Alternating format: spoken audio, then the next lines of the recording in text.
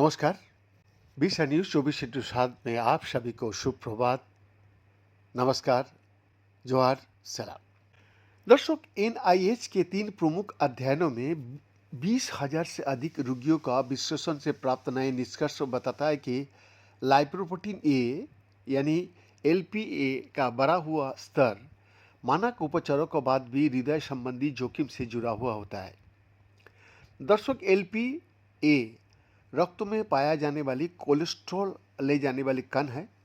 ये एलडीएल से मिलता जुलता है, जिसे अक्सर खराब कोलेस्ट्रॉल कहा जाता है, लेकिन इसमें एक अतिरिक्त प्रोटीन होता है जो हृदय पर इसके हानिकारक प्रभावों को बढ़ा सकता है। दर्शक, उच्च एलपीए स्तर मुख्य रूप से आनुवंशिक होता है और सामान्य कोलेस्ट्रॉल स्तर होने पर भी हृदय रोग का खतरा बढ़ा सकता है। लगभग 5 में से 1 व्यक्ति में एलपीए का स्तर बढ़ा हुआ होता है। हालांकि अधिकांश लोग इससे अनजान रहने का कोशिश करता नहीं रहता भी है, क्योंकि इसके लक्षण बहुत कम दिखाई देता है।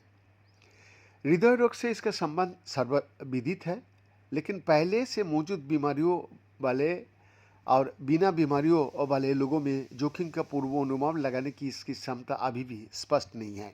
दर्शक, इन परिणामों को मॉन्ट्रियल में आयोजित society for cardiovascular angiography and interventions SCAI 2026 scientific sessions और Canadian association of international cardiology, association Canadian de cardiology, de intervention CAIC और SCI शिखर सम्मेलन में नवीनतम शोध के रूप में प्रस्तुत किया गया।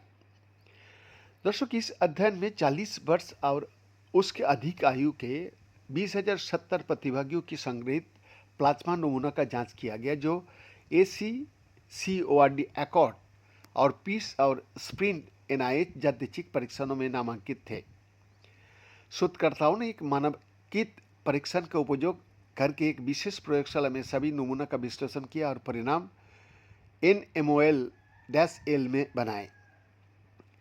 प्रतिभागियों की एलपीए स्तर 75 से नीचे, 75 से 125, 125 से 175 या 175 NMOL पर लीटर और पहले से मौजूद हृदय की रोग की स्थिति के आधार पर वर्गीकृत किया गया था। दर्शक, सांख्यिकीय मॉडलों में आयु, स्वास्थ्य स्थिति, लिपिड स्तर और उपचार जैसे कारकों को ध्यान में रखा गया था। प्रतिभागियों की औसत आयु लगभग 65 वर्ष थी और उनमें से लगभग 65% पुरुष थे। मुख्य परिणाम का रूप में हृदय संबंधी गंभीर प्रतिकूल घटनाओं का मूल्यांकन किया गया, जिनमें हृदय का दौरा, स्ट्रोक, कोरोनरी रीवास्कुलराइजेशन या हृदय संबंधी कारणों से मृत्यु शामिल थे। लगभग 4 वर्षों की औसत निगरानी अवधि में 1461 घटनाएं में 7.3% घटित हुई।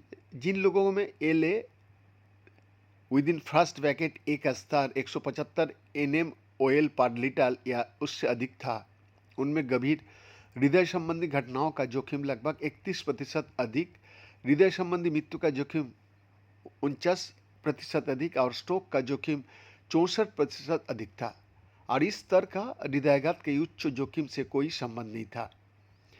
दर्शक, हृदय रोग से पीड़ित लोगों में ये बढ़ा हुआ जोखिम अधिक स्पष्ट था। उनमें लगभग 30% अधिक जोखिम था, जबकि हृदय रोग से पीड़ित ना होने वाले लोगों में ये जोखिम 18% अधिक था।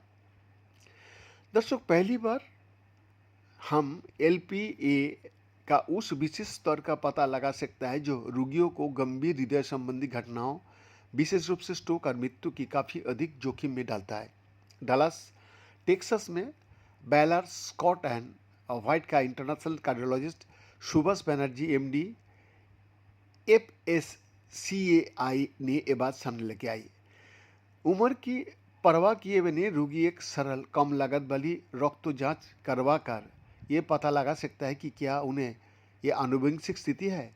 यदि एलपीए का स्तर बढ़ा हुआ पाया जाता है तो उन्हें अपनी स्वस्थ सेवा प्रदाता के साथ मिलकर LDL कोलेस्ट्रॉल को कम करने और अन्य हृदय संबंधी जोखिम कारकों को यथासंभव नियंत्रित करने के लिए काम करना चाहिए।